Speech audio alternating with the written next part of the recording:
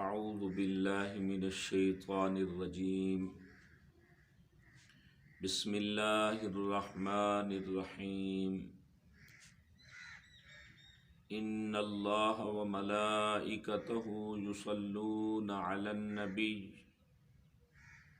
یا ایہا الذین آمنوا صلوا علیہ وسلموا تسلیما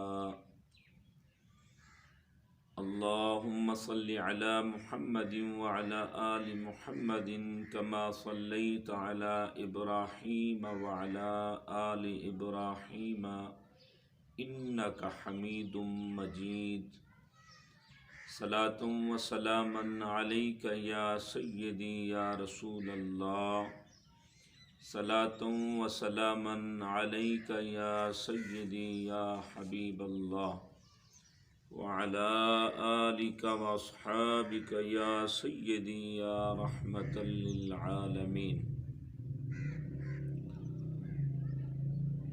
سامعین کرام، السلام علیکم ورحمۃ اللہ وبرکاتہ۔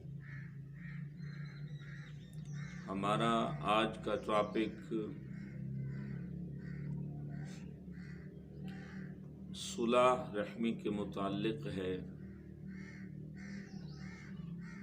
دعا گو ہوں اللہ تبارک و تعالی ہر مسلمان کو ایک دوسرے سے محبت اور پیار کرنے کی توفیق عطا فرمائے، اور اللہ تبارک و تعالی کی رضا کے لیے ایک دوسرے کی ہمدردی عطا فرمائے۔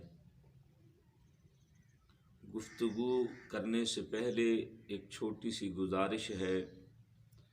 یہ ہمارا اسلامی چینل ہے اصلاح امت 310، تو اس پہ نیو ویڈیو ہم شیئر کرتے ہیں۔ آپ کی خدمت میں گزارش ہے کہ اسے سبسکرائب کریں، شیئر کریں، لائک کریں اور کمنٹس کریں، تاکہ ہر آنے والی نیو ویڈیو بآسانی آپ تک پہنچ جائیں۔ مسلم شریف کی روایت ہے، ایک شخص نے حضور صلی اللہ تعالی علیہ وآلہ وسلم کی بارگاہ میں عرض کی کہ میں رشتہ داروں سے تعلق جوڑتا ہوں لیکن وہ مجھ سے تعلق توڑتے ہیں۔ میں ان سے نیکی کرتا ہوں، وہ میری برائی کرتے ہیں۔ میں ان سے حلم و بردباری کا برتاؤ کرتا ہوں، مگر وہ مجھے کسی خاطر میں نہیں لاتے۔